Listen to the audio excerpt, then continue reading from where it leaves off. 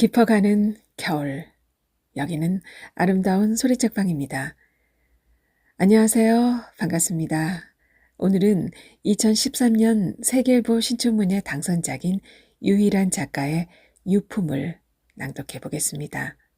함께 감상해 보실까요? 유품. 유희란. 여러 장의 광고지가 붙은 철문을 열자 현관에 슬리퍼 한 켤레가 보였다. 들어서기 전 나는 목장갑 낀 손을 두어 번 마주쳤다. 둔탁한 소리의 선명함이 가라앉은 공기를 가르고 고여있는 먼지를 불러냈다. 적연한 가운데 무언가 잘못된 것처럼 느껴졌으나 그것은 순전히 나만의 절차였다. 타인의 손길을 원할 리 없으나 마지못해 맡겨야 하는 것들에 대한 예의이며 인사였다. 시작하렵니다. 유족은 수거와 정리 그리고 청소와 소독을 의뢰했다. 여러 날이 지난 후의 발견은 이웃의 신고도 아니었으며 더구나 자식들의 진술도 아니었다. 독거노인을 찾아다니는 봉사자에 의해서였다.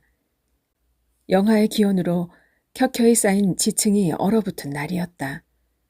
검은 빛에 창백한 몸을 몇 날 며칠이고 떼지 않고 있을 수 있는지 의문이 들 정도로 고인은 소파에 고요히 앉아 있었고 바닥엔 한입 베어문 자국이 남아있는 토마토가 뭉그러져 있었다. 삶의 마지막에 들고 있던 그것은 형체를 잃고 색을 잃고도 자신을 알리고 있었다. 그 언저리에는 냄새에 이끌려 들러붙었던 파리가 굳은 채 메말라 있었다. 사망한 지 일주일 정도라고 추측한 고인의 상태는 그나마 깨끗했으며 시치도 견딜만 했다. 그런 점에서 보면 겨울은 다른 계절보다 인간의 존엄성을 유지해주는 듯했다. 인기척 없는 어둠을 비집고 희부연 빗줄기가 거실 바닥에 온몸을 붙이고 있다. 부유하는 빛에 편린 사이로 먼지가 꿈틀거렸다. 잔뜩 부풀다가 일렁인다. 운동화를 신은 채 거실의 마룻바닥을 디디는 순간 귀가 얼얼해짐을 느꼈다. 감청되지 않은 수런거림이 끊임없이 귓전에 닿았다. 서둘러 주세요. 시신을 옮기고 나자마자 유족들은 재촉했다. 홀로 살다 떠난 고독사였으므로 그 흔적 또한 하루라도 빨리 깨끗하게 지울 수 있을 만큼 복잡하지 않다는 의미였다. 연고가 없는 무연사에 비하면 그래도 괜찮은 요구사항이었다. 유품 정리사. 유족을 대신하여 고인의 물건과 집 정리를 하는 전문직이라고는 하나 누군가의 마지막 자리를 함부로 드러내는 일은 매번 익숙하지 않았다. 가만히 놓여있는 유품은 추억을 내보이지 않았고 해석할 여지를 주지 않았다. 게다가 유족들은 여유가 없었다. 인감이나 통장 따위만을 거론하는 유족도 있었고 사진첩과 보험증권 같은 것을 챙기는 이도 있었다. 모든 정리가 끝난 후에야 잊었던 무언가를 찾아달라고 주문하는 경우도 적지 않았다. 수거하는 과정에서 쓰레기와 남겨야 하는 물건을 구분하는 일은 쉽지 않았는데 이번에 의뢰한 유족은 그마저도 원하는 물건이 아무것도 없었다. 수령인이 없는 유품은 분별 작업이 필요 없게 된 물건이었다. 한복판에 우두커니 놓여있는 1인용 소파와 그 맞은편에 두껍고 검은 텔레비전, 누런 벽에는 인물 사진 몇 개가 걸려있고 그 옆으로 숫자가 큼직한 달력이 삐딱하니 붙어있다. 어떤 날짜 위엔 사인펜으로 쓴 짧은 메모가 있기도 했다. 어딘가에 붙잡힌 채 다른 시간을 가리키고 있는 동그란 시계는 처음 본 누군가의 얼굴 같았다. 정지해 있던 시계의 초침이 몇 번 움직이고는 다시 고요했다. 필사적인 움직임처럼 보였으나 아주 잠시였다. 검은 텔레비전 화면에 나의 그림자가 어른거린다. 잿빛 덩어리가 서성이다 흔들리고 있다. 수많은 시선이 나를 바라보는 듯 여겨져 나는 머리를 가로저었다. 오늘도 다른 날과 다름없이 모든 사물과 생경하게 만났으나 그 낯설문 또다시 나의 기억 속으로 방향을 잡으려 하고 있다. 익숙한 걸음이고 오래된 보법이었으나 나는 원한 적이 없었다. 흔들리는 그 바람에 현기증이 일고 속이 메스꺼린다. 목구멍을 타고 넘어온 신물을 겨우 삼키는 사이 아랫배가 울렁거린다. 모처럼의 움직임이 오랫동안 느껴진다. 5달이 넘어가면서 태동을 느끼기 시작했다. 여자인 내가 유품 정리사를 하려 한다고 했을 때 어머니는 반대했다. 나의 선택은 매우 부적절하며 그러므로 몹시 끔찍한 일이 될 거라고 했다. 나를 바라보는 어머니의 눈길은 초조했으나 나는 동요하지 않았다. 내게서 시선을 거두고 어머니는 귀종시계를 바라봤다. 집안에서 반복적이고 규칙적으로 소리를 내는 유일한 물건이었다. 어머니를 본 지 9달이 지나고 있었다. 시계하고 대화해. 소리가 거슬리긴 하지만 가끔은 친구 같아. 언젠가 어머니가 말했다. 또 그렇게 머물고 있는 어머니의 눈길을 쫓아 나는 벽에 붙어있는 시계를 바라봤다. 누런 시계판 위에 초침은 보이지 않았다. 불균형하게 커다란 시계의 추가 좌우로 오락가락 하고 있었다. 그러다 어느 순간 붙박여 있던 2개의 바늘이 겨우 움직임을 보였다. 그뿐인 줄 알아? 사진 보면서도 얘기하고 냄비하고도 얘기해. 밥과 반찬들을 담은 냄비 안에 달랑 수저 하나 꽂아 텔레비전 앞에서 먹고 있던 어머니는 뭐가 웃긴지 냄비의 냄자를 발음하는 것과 동시에 몸을 뒤떨며 웃었다. 무슨 얘기를 하세요? 내가 묻자 흐느적거리는 몸으로 냄비를 붙잡고 수저 한가득 밥을 담아 입에 넣었다. 그날 있었던 일, 다음날 해야 할 일. 내가 온 것이 반가운 탓이었을까? 입에서 튀어나온 밥풀을 연신 주워 입으로 가져가면서도 말하기에 바빴다. 화가 나는 일도 얘기하고 슬펐던 기억도 얘기해. 우습지. 어머니는 주방으로 걸어가 수저를 꺼내 개수대 속에 넣고는 밥이 남아있는 냄비의 뚜껑을 닫았다. 어머니의 머리 위 형광등이 계속 깜빡거렸다. 거실 한쪽에는 다양한 책들이 탑처럼 쌓여있고 바닥엔 색색의 소쿠리가 쭉 늘어져 있다. 그 위에 말라가는 것들이 죽은 벌레처럼 쪼그라들어 있었다. 나물도 있고 버섯도 있었는데 그 중에는 모양으로만 봐서는 지네나 귀뚜라미라고 확신할 만큼 이상하게 말라가는 것도 있었다. 주전자에 물을 받으며 어머니는 나를 바라보려고 목을 길게 늘였다. 거긴 살만해. 내 앞에 내려놓은 머그잔 안에 꿀물이 찰랑거렸다. 김이 모락모락 났다. 어머니의 집에서 분가하여 혼자 시내로 옮긴 지 2년이 넘어가고 있었다. 교통편이 좋으니까 뭐. 나의 대답이 끝나기도 전에 어머니는 물을 머금은 입안에 약 몇 알을 넣고 삼켰다.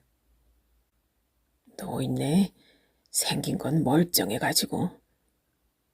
소매자락으로 입가를 훔치고 어머니는 다시 물을 마셨다. 어디 아파요? 인생이 별게 아니야. 하루하루 즐기면서 살다 가야지. 하긴 너무 늙어서 즐길만 하지 않아. 식탁 위에 물컵을 소리나게 내려놓고 어머니는 잠깐 사타구니를 긁었다. 나는 꿀물을 조금 마셨다. 목뿐만 아니라 머리까지 뜨거워졌다. 뿌옇게 흐려진 안경으로 어머니의 표정은 잘 보이지 않았다. 싫지? 하지만 넌 나한테 화낼 자격 없다. 아직 모르니까. 그 작년, 고1을 넘긴 어머니가 어깨 사이로 목을 움츠렸다. 탄력 잃은 얼굴에 패인 주름은 오히려 생기 같은 걸 주고 있었다. 다른 욕망 같은 거야. 죽음이 너무 가까이 있으니까. 어머니가 싸준 무말랭이를 들고 현관문을 나섰다. 나는 서둘러 밖의 공기를 쐬고 싶었으나 현관문에 묻어있는 얼룩을 손가락으로 닦고 있었다. 자주 와. 등 뒤에서 어머니의 목소리가 들렸다. 나직한 물음처럼 끝을 올린 후 한마디를 덧붙였다. 아직도 그 일 하니? 나 멀리 가요. 대답 대신 말하고 현관문을 열었다. 밖을 향해 걸음을 내딛고는 문을 등진 채 닫았다. 그날 이후 나는 어머니를 보러 가지 않았다. 둘째 생일. 숫자 하나가 파란색의 둥그런 테두리에 감싸여 있다. 달력 속에 그날 이외 다른 날은 눈에 띄지 않았다. 죽음도 유예할 수 있을 듯한 기다림이 묻어 있었지만 그날은 오지 않았고 누군가는 이미 살고 있지 않았다. 두껍고 검은 텔레비전 아래에는 괴처럼 생긴 나무 장이 놓여 있었다. 주방으로 향하는 쪽으로 방문이 보였다. 냉기 가득한 침침한 방은 텅 빈 것 같았다. 사람이 살아가는데 그다지 많은 것이 필요해 보이지 않는다.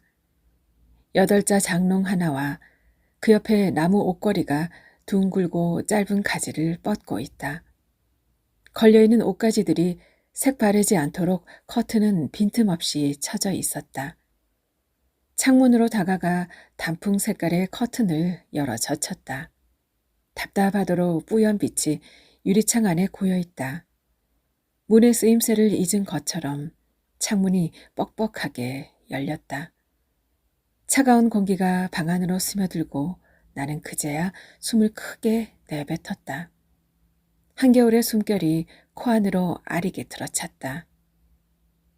어때? 짐이 많아? 쓰레기 담는 봉투와 박스를 들고 뒤늦게 들어온 이 부장의 목소리가 들렸다. 트럭 하나면 되겠는데요? 오늘은 일이 좀 수월하겠네. 자연사는 정리사에게 손쉬운 축에 드는 거였다. 죽음을 다루는 것은 마찬가지였으나 의뢰받은 곳이 살인이나 자살 현장일 경우엔 분명한 예외가 있었다. 혈흔이나 동원된 물건을 마주해야 하는 형편에선 대화는 물론이고 서로의 시선이 닿는 것마저 삼갔다. 혼자 늙어 죽어도 모르나. 저벅거리는 발걸음 사이로 이 부장의 중얼거림이 들려왔다. 어제 오늘 일이 아닌데 이 부장은 매번 같은 말을 했다. 노련하게 무심한치 않은 억양에 연민은 느껴지지 않았다. 그렇게라도 해야 쓰레기의 양에 따라 받을 돈을 정산하는 일에 조금은 민망함을 감할 수 있을지 몰랐다. 외롭게 살다간 그들의 세상을 들추어 정리하고 그 일로 인해 돈을 받게 되는 순간에는 죄스러움마저 느끼는 까닭이었다. 그래서일까? 업체 대표는 처음부터 명확한 선을 그었고 매우 적합한 교육을 시켰다. 그들의 이야기에 귀 기울이지도 느끼지도 해석하지도 말 것. 65세 이상 노인 인구 580만 명, 이 가운데 120만 명이 독거 노인. 방법과 시기는 다르지만 죽은 후엔 반드시 무엇인가를 남긴다. 수요가 있는 장사인 셈이었다. 죽었는데도 용서 못하는 게 대체 뭐야? 이 부장의 중얼거림 뒤로 주방 선반의 서랍이 요란하게 열고 닫히는 소리가 들려왔다. 다소 사무적인 말투로 의뢰를 맡긴 유족들의 표정이 떠올랐다. 누군가의 마지막 흔적 안에 그들은 발을 들여놓지 않으려 했다. 현장에 와서 귀중품이나 가재도구 등을 확인한 후에 유품 정리를 신청해야 하지만 그런 절차마저 원하지 않았다. 전부 처분해 주세요. 그들이 남긴 말이었다. 커튼 자락이 덮고 있는 벽과 장롱 사이에 먼지를 뒤집어 쓴 채 돌돌 말려있는 양말이 보인다. 원목 장롱 한 짝은 한가운데 커다란 구멍이 뚫려 있다. 엷어지고 짙어지기를 반복하는 방의 음영이 마치 그로 인한 것으로 느껴졌다. 이거 못 들어가요. 트럭 기사가 난감한 얼굴로 장롱과 어머니를 번갈아 바라봤다. 초등학교 3학년 무렵 이사한 집은 천장이 낮았다. 천장이 낮은 게 아니라 1층에서 몇 계단을 내려가 있는 집이라 바닥이 높은 거였다. 방에 장롱이 들어가지 못해 결국은 장롱에 붙어있는 작달막한 다리를 잘라야 했다. 마당 구석에 비스듬히 누운 장롱에는 잘려나간 결따라 가시가 돋아나고 있었다. 지켜보던 어머니는 자꾸만 코를 힝 풀었다. 이사하는 집에 남자의 그림자라곤 보이지 않는 것이 자랑이라도 되는 듯 어머니는 씩씩하게 짐을 날랐다. 그리고 간간히 목에 낀 먼지를 뱉어냈다. 남자처럼 마당 한가운데 있는 하수도에 가래침을 캑 뱉었다. 나는 두 손으로 귀를 막았다. 어머니가 내는 소리처럼 나의 몸 어딘가에도 캑, 힝 소리가 나고 있었다. 가족 사진의 포장을 풀어 이삿짐들 사이에 세우고는 수도가로 가서 물을 틀어 흘려보냈다. 사진 속 머리를 맞댄 아버지와 어머니, 그리고 품에 안긴 어린 내가 짐 옮기는 걸 물끄러미 바라보고 있었다. 나이 먹으니까 수다스러워졌어. 싫지? 어머니는 습관적으로 싫지라고 물었다. 20여 년 전 이사하는 날의 이야기로 시작하여 근래 그만두었다는 복지관 이야기가 펼쳐지고 있었다. 이제 좀 바꾸세요. 꼭 나같지 않냐? 삐딱한 장롱에 기대고 선 어머니의 모습도 삐딱했다. 바닥 높은 집을 떠나 2번의 이사가 있었지만 장롱은 늘 거기 있었고 어머니는 점점 장롱을 닮아갔다. 볼래? 전에 배운 거야. 몸을 고추 세우고 어머니가 방바닥에 발을 이리저리 옮기기 시작했다. 슬로우, 킥, 킥, 슬로우, 슬로우, 킥, 킥. 입으로 박자를 맞추며 스텝을 밟았다. 가벼운 발걸음과 함께 바람에 흔들리는 나뭇잎처럼 고개를 헐렁하게 움직였다. 한 손은 누군가의 어깨에 사뿐히 올린 것처럼 곡선을 만들고 다른 한 손은 팔을 벌려 허공에 걸친 채였다. 늙은 얼굴을 들고 춤을 추는 어머니의 발걸음은 허방을 밟는 듯했고 그에 따라 하늘거리는 팔은 노를 젓고 있는 것 같았다. 외딴 곳으로 향하는 배를 타고 물살을 가르는 손짓이었다. 몸뚱이가 두네. 창피한 노릇이지. 춤을 멈추고 어머니는 다시 장롱을 짚고 기대섰다. 유리창으로 비친 설핏해지는 햇빛 속에 어머니의 얼굴이 뿌옇게 바래고 있었다. 왜 그만뒀어요? 죽었어? 근사한 파트너였는데. 별일 아니란 듯이 어머니가 대답했다. 이게 정상적인 일이야? 어제 있었던 사람이 오늘은 없는 거야. 어디에도. 매듭을 짓듯이 손에 쥔 손수건을 2번, 3번 눌러 접었다. 그리고는 다시 펼쳤다. 어머니는 울지 않았다. 대신 손수건을 오므려 그곳에다 코를 힝 풀었다. 나는 고개를 숙이고 손목시계를 들여다봤다.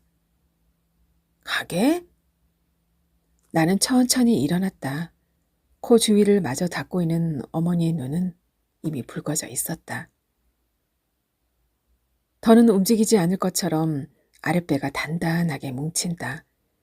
이따금 그렇게 나에게 무언가를 알리려는 것만 같았다. 삶이 늘 위험에 노출되어 있는 만큼 지금 내게 무슨 일이 벌어지고 있는지를 의식하게 하려는 본능인지도 모른다. 그러나 염려하는 마음이 드는 건 잠시였다.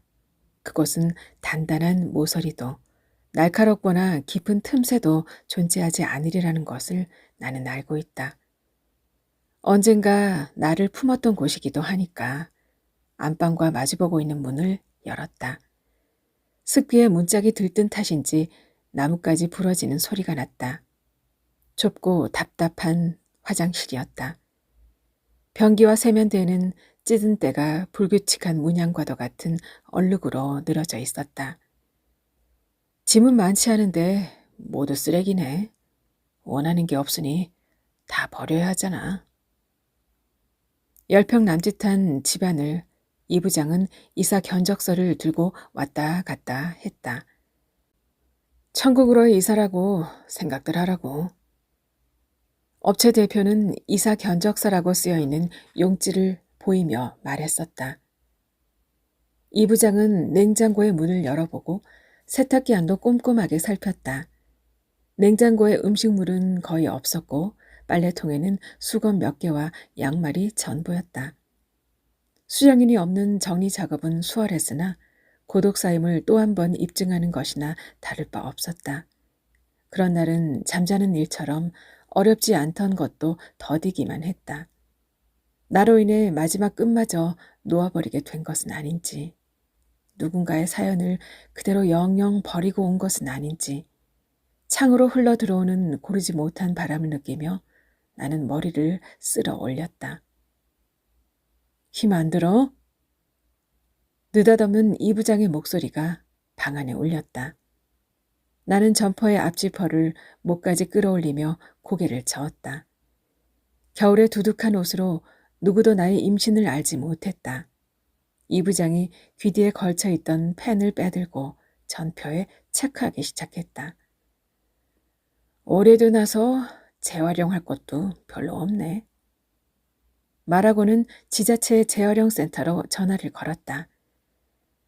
8자 장롱 하나, 냉장고 하나, 세탁기 하나, 구가다 텔레비전하고, 근데 장롱 한 짝은 구멍 났어. 버려?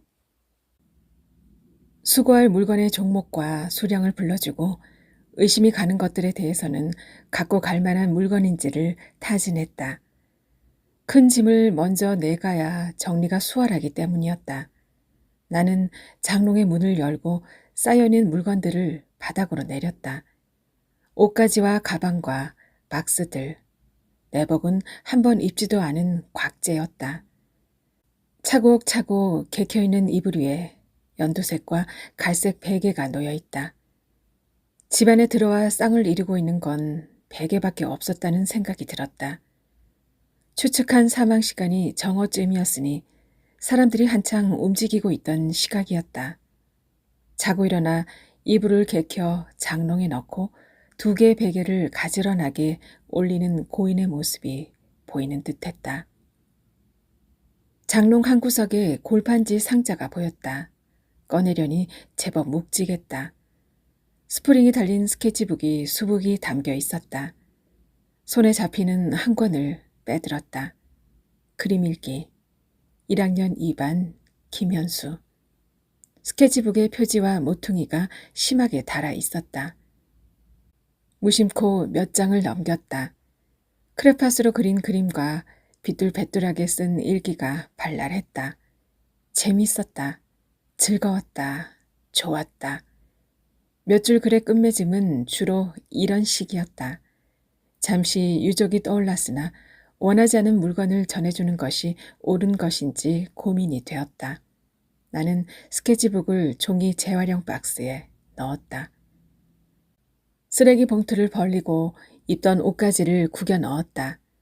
변색하거나 낡은 것들과 함께 입을 만한 옷들마저 쓰레기가 되고 있었다. 곽을 열어 옷감과 종이를 구분했다. 한 번 입지도 않은 그것마저도 봉투 안으로 밀어 넣었다. 이불이나 옷가지들은 그저 그렇게 버려지는 물건이었다. 의미가 담기고 세월이 담겼기에 더욱 지켜지는 점이었다.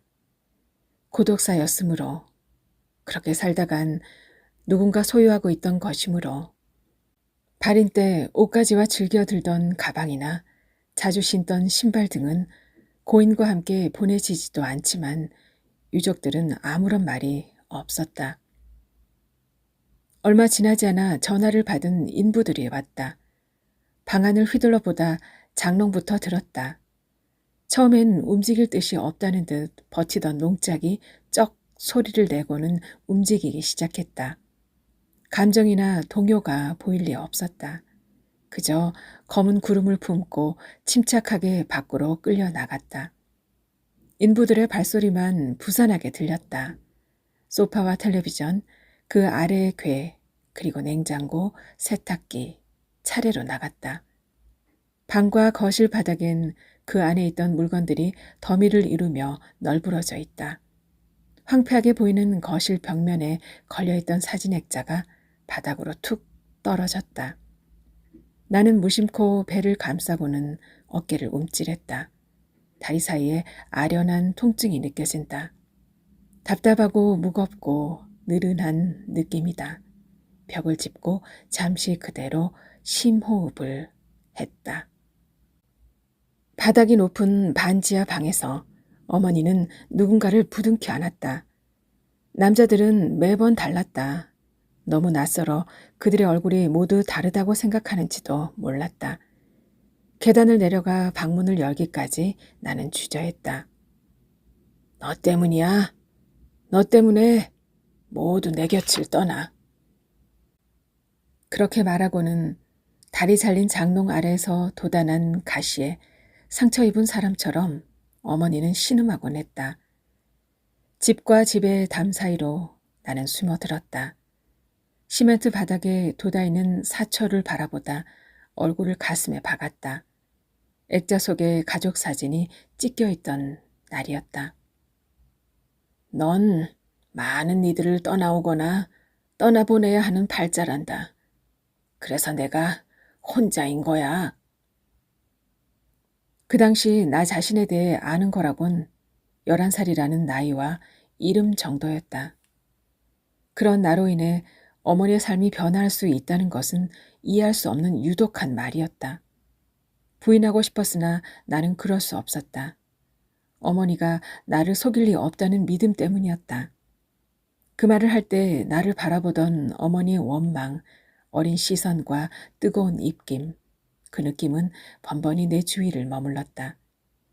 그럴 때마다 몸을 깊이 웅크려 곁에 더 많은 자리를 내주었고 나는 입술을 달싹이며 내게 묻곤 했다. 감당하고 있는지를. 아직 젊구나. 언젠가 나에게 한 이야기를 기억하느냐고 물었을 때 어머니가 나직이 중얼거렸다. 베란다에 들어찬 햇볕이 잘게 부서지고 있었다. 거실 탁자의 모서리에까지 부딪힌 빛이 나를 향하고 있었다. 어쩌자고 물었을까? 나는 눈을 가늘게 감았다. 이 정도 나이 되면 유년 시절의 기억도 그 나머지 기억도 없어. 그럴 시간이 없으니까. 많지 않은 머리카락을 쓸어 넘기는 어머니의 얼굴과 오목한 눈동자가 빛바래 보였다. 사람을 만들려면 10달이 걸리잖아. 그런데 인간을 만들려면 60년은 걸린단다. 이제 잘 살 수 있는데 얼마 안 남은 거야. 어머니는 자를 한참 동안 끌면서 말했다. 그거 아니? 해가 날마다 짧아지는 거? 묻고는 나를 바라봤다. 맥없는 굴곡을 이루고 있는 머리카락과 희미하게 얄팍해진 어머니의 눈썹이 한없이 낯설었다. 겨울이 오고 있는 계절이니 그럴 법도 한데 어머니가 말하는 날은 알 수 없는 풍경 속에 시간을 말하는 거였다. 추운 계절이 지나갈 무렵 그를 만났다. 유품 정리를 마치고 집으로 돌아가던 고속버스 안에서였다. 무슨 일을 하세요? 옆자리에 앉아있던 그가 내게 물었다. 저는 누군가 하지 않으면 안 되는 일을 합니다. 내가 아무런 대답이 없자 그는 그렇게 자신을 먼저 이야기했다. 누군가 하지 않으면 안 되는 일. 나는 피식 웃으며 차창 밖을 바라봤다. 백골을 곱게 분쇄해 놓은 것 같은 하얀 눈발이 날리고 있었다. 찬란한 불구덩이 속에서는 용기를 잃을 여유가 없어요. 그가 말했을 때 나는 처음으로 그의 얼굴을 바라보았다. 그런 나를 맞이하는 것처럼 활짝 웃는 그의 얼굴은 둥그스름했다. 그는 나와 많이 달랐지만 오히려 나눌 게 많았다. 나는 말수가 적었고 그는 적당하게 수다스러웠다. 나는 유난히 추위를 많이 타고 그는 몸에 열이 많았다. 그의 곁에서 나는 초봄의 찬바람을 느끼지 않았다. 그에게서 떠나왔다. 그와 같이 하던 공간을, 더불어 보내던 시간을 떠났다. 무엇을 지키고자 함이었을까? 그에게서 사랑한다는 말을 난생 처음 듣던 날, 어머니를 떠나왔으며 그의 아이가 내 안에 있음을 알게 된 날, 그를 떠나왔다. 생에 어떤 법칙이 있다면, 그래서 더하는 일은 놔두고 빼는 일을 스스로 감행한다면 살점이 떨어지는 일만은 없으리라는 바람 때문이었다. 먼지가 바닥에서 솟듯이 인다. 수거의 막바지였다. 쌓여있던 더미가 거의 치워질 무렵 장판 밑바닥에 노트 한 권이 펼쳐져 있었다. 누군가 보아주길 바라는 마음으로 갈피를 벌려놓은 것처럼 보였다. 너무 잔뜩 먹었다. 기운이 나니까 노여움이 앞선다. 몇 개의 단문이 쓰여 있었다. 하루 종일 한마디도 하지 못했다. 또박또박한 글씨체는 오히려 맥이 없었다. 나는 머릿속으로 중얼거렸다. 느끼지도 해석하지도 말 것, 다른 곳에 시선을 두고 노트를 접었다. 그리고 그것 또한 재활용 박스에 넣었다. 빗자루를 들어 바닥을 쓸었다. 안방과 주방, 그리고 거실, 빈 화분만이 공간을 차지하고 있던 베란다도 쓸었다. 먼지와 흙, 자루가 없는 볼펜, 어딘가에 박혀있던 못, 단추 같은 것들이 모였다. 쓰레받기에 쓸어 담아 쓰레기 봉투 속에 털었다. 온몸에 땀이 나면서도 찬 기운이 들었다. 뭐지? 이 부장이 박스에서 노트를 꺼내 들었다. 후회되는 것, 먹고 싶은 음식, 치료나 의료 등에 대한 희망. 노트를 펼쳐 읽었다.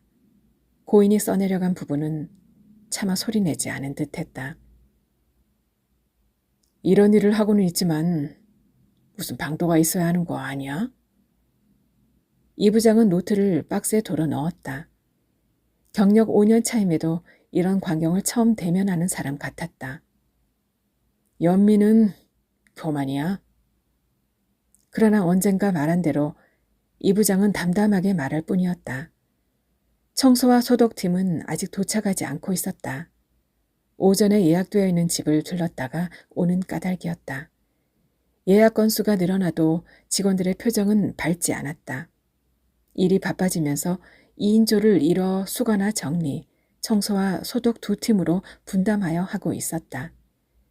없는 살림살이임에도 수십 개의 쓰레기 봉투가 가득 찼다. 중량을 재어 처리 비용 계산서를 만들기만 하면 끝이었다. 기다리는 동안 나는 세제 묻힌 수건으로 가구가 있던 자리의 바닥과 벽을 닦아냈다. 그나마 집안의 시취가 배지 않은 게 다행이었다. 곰팡이 스른 천장도 의자에 올라가 닦았다. 조심스럽게 한쪽 손으로 벽을 짚고 중심을 잡았다. 젖고 마르기를 반복한 탓으로 천장은 우둘투둘했다. 바닥 장판은 마모된 흔적이 마치 본래 있던 무늬처럼 결을 이루고 있다. 나는 닦고 또 닦아냈다. 생의 범위 안에 자리하던 누군가의 흔적이 사라지고 있었다. 부모는 자식을 가슴에 묻는다고 하지만 자식은 부모를 목구멍에 묻습니다. 귀를 막아도 입을 막아도 소리가 들리니까요. 그것만으로도 수화기 너머에서 독백처럼 흘러나왔다. 고해이거나 책 속의 어느 부분을 읊고 있는 듯도 했다. 여자의 목소리는 곤혹스러움이 느껴질 정도로 떨리고 있었으나 단호했다. 노트와 스케치북에 대해 말을 꺼냈을 때 유족 중 한 사람의 대답이었다. 그냥 처리해 주세요. 당부라도 하는 것처럼 말하고는 전화를 끊었다.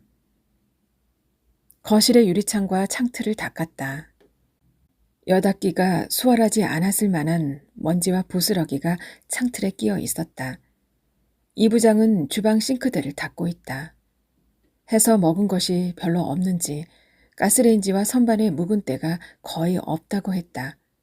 싱크대 옆에 있던 식탁 위엔 날짜 지난 영양제와 복용하던 갖가지 약들이 즐비했다. 마지막 쓰레기 봉투에 모두 쓸어 담았다. 진공 청소기와 대걸레, 다양한 클리너 용품을 가지고 소독팀이 도착했다. 청소기의 모터 소리가 들리고 벽과 천장에 분사되는 소독약 냄새가 집안에 퍼졌다. 마스크를 쓰고 머리에 수건을 뒤집어 쓴 직원들이 분주한 발걸음으로 일사불란하게 움직였다. 청소기의 모터 소리 탓인지 나는 귀가 먹먹했다. 매번 다짐하면서도 그게 안 되네. 어머니의 음성은 한없이 낮았다. 나는 무슨 말인지 알 수 없어 그저 다음 말을 기다렸다. 반가워하지 말아야지. 그렇게 말하고는 봄날 햇살을 받으며 농담이라도 한 것처럼 어머니가 웃었다. 웃음소리가 금세 사라지지 않고 대기 속에서 느릿느릿 맴돌았다. 나는 허공 어딘가에 눈길을 두었고 어머니는 나를 향해 얼굴을 삐뚤음하게 기울였다. 언젠가 나도 내 곁에서 떠나가겠지? 억울한 순간이라 여겨질 때면 그것과 함께 의문스러워지는 점이 있곤 했다. 진정 그런 뜻을 품은 것인지 내게 전하고자 함인지 나는 어머니를 바라만 보았다. 그 질문에 나는 달리 무슨 말을 어떻게 해야 하는지 알지 못했다. 기가 막혀. 늙으니까 더 그래. 넌 날 이해해야 해. 나는 가만히 듣고 있었다. 다만 몇 차례 손톱 가장자리에 부푼 살을 뜯어냈다. 어머니가 내게 다가와 나의 등을 가만가만 쓸었다. 까슬까슬한 어머니의 손바닥이 느껴졌다. 그 느낌이 견딜만 해졌을 때 어머니는 움직임을 멈췄다. 넌 내게 전부였어. 너도 그렇겠지? 늘 그렇게 어머니 입에서 떨어진 문장은 물음처럼 끝이 올라갔다. 나는 거실 한 구석에 쌓여있는 책의 권수를 헤아렸다. 10권을 넘기지 못하고 바닥 아래쪽에 있는 것부터 다시 세야만 했다. 그러다 소쿠리로 시선을 옮겼다. 수분을 잃고 오그라드는 것들의 정체는 여전히 모호했다. 나는 그만 고개를 떨궜다. 내게 그토록 어렵고 두려운 기억을 남긴 것이 어머니의 말이었는지 그 말의 의미를 심장에 겨눠 페이도록 새긴 나로 인한 것인지 알 수 없었다. 어쩌면 어머니는 그저 인생 이야기를 했는지도 모른다. 그럼에도 나는 쪼글쪼글해지고 무른 살을 스스럼 없이 보이는 어머니를 바라보지 못하고 말하지 못하고 뜨거운 것이 넘어오려 하는 목구멍을 조였다. 어머니의 유품은 수령인이 없었다. 내가 바라보고 있는 기억을 간직한 물건은 구분이 필요하지 않았다. 어머니 얼굴을 본 지 9달이 지났다.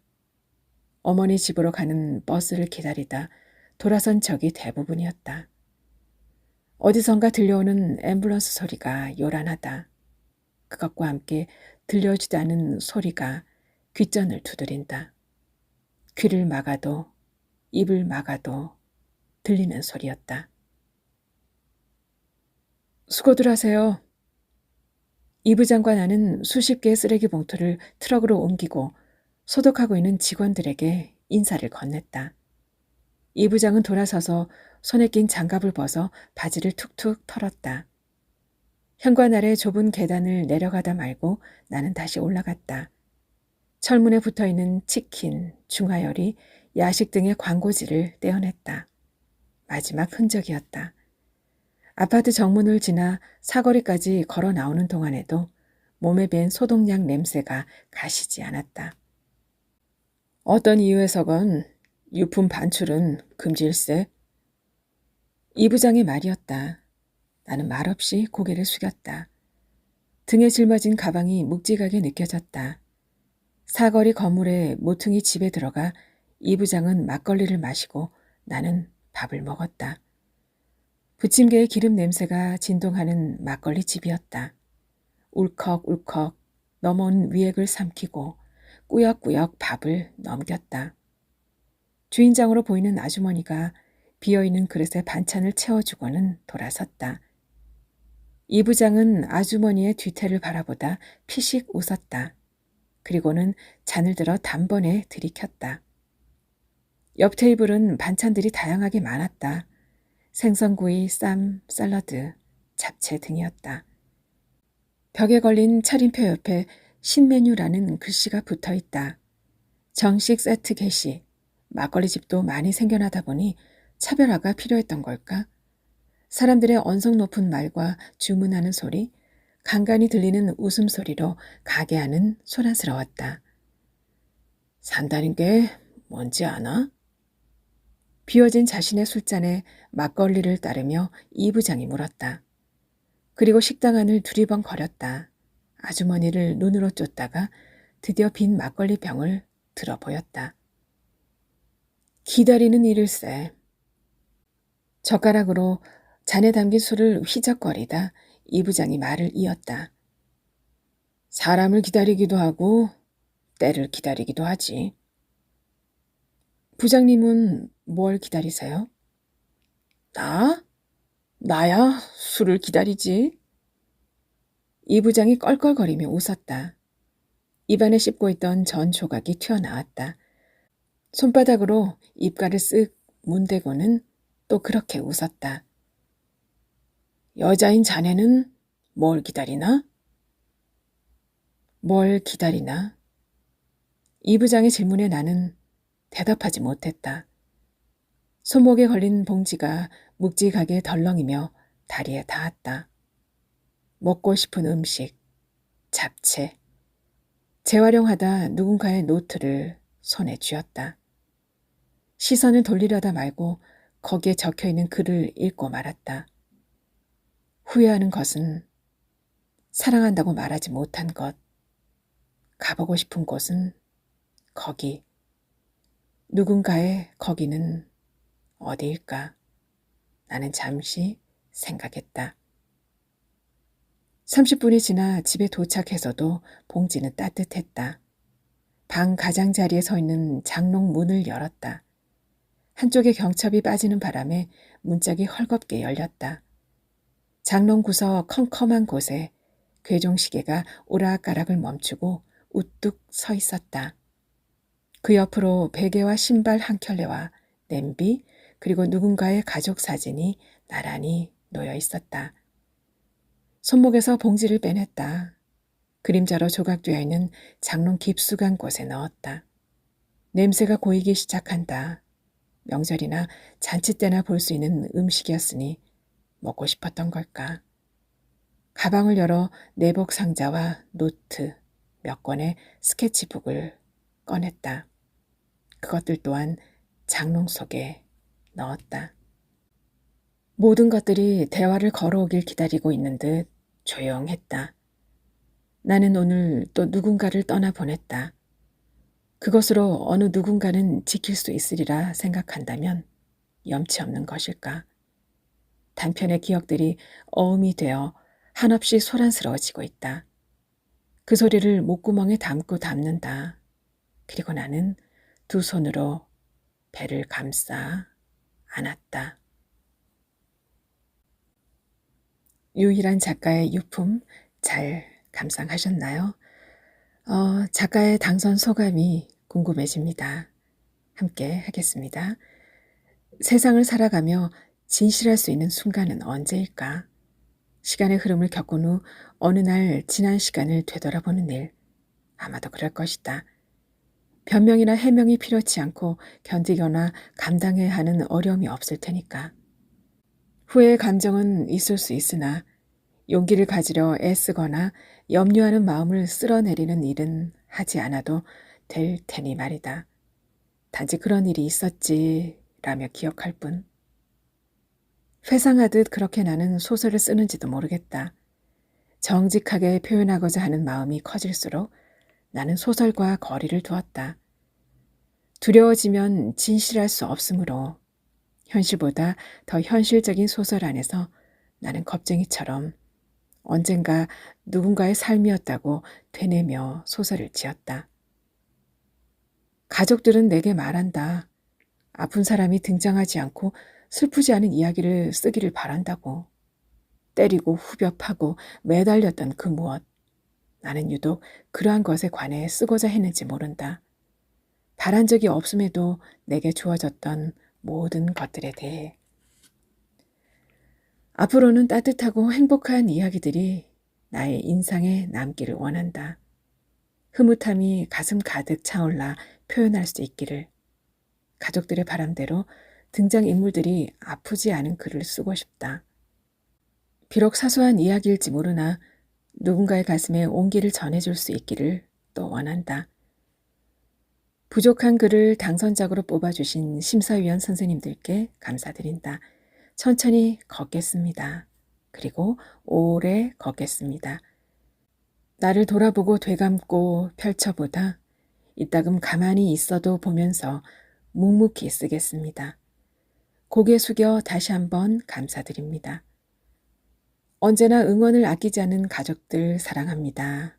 힘내야지 다짐하며 살아갈 수 있도록 용기를 주는 민영, 진영, 너희는 나에게 소중한 보물이란다. 삶을 유쾌하게 때로는 단순하게 바라볼 수 있도록 곁에서 도움을 주는 당신 고맙습니다. 진실은 복잡하지 않음을 배웠습니다.